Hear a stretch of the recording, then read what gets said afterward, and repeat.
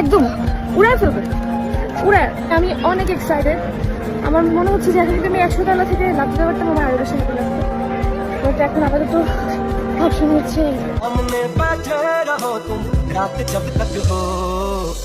ছোট পর্দার জনপ্রিয় অভিনেতা জাহের আলভির স্ত্রী ইফরা ইবনাত ইকরা আত্মহত্যা করেছেন। এই খবরে স্তম্ভিত বাকরুদ্ধ সবাই। শোবিজ অঙ্গনে শোকের ছায়া নেমে এসেছে। ভিউয়ার্স, পুরো ভিডিওটি শুরু থেকে শেষ পর্যন্ত দেখে অবশ্যই আপনার মূল্যবান মতামতটি জানিয়ে দিন।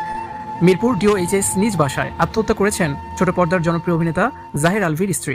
আলভির শ্বশুর বাড়ির পক্ষ থেকে আত্মহত্যার খবরটি নিশ্চিত করা হয়েছে। জানানো হয় দুপুর 1:30টার দিকে নিজ বাসায় আত্মহত্যা করেছেন আলভির স্ত্রী ইকরা।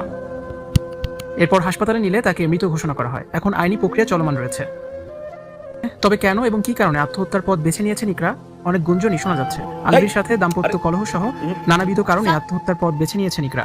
আলভি এই মুহূর্তে নেপালে অবস্থান করছেন, যে কারণে সন্দেহ আরো ঘনীভূত হচ্ছে। স্ত্রীর আত্মহত্যার খবর জানানো হলে আলভি মুঠোফোনে বলেন এই বিষয়ে কিছু বলার মতো অবস্থাতে তিনি নেই।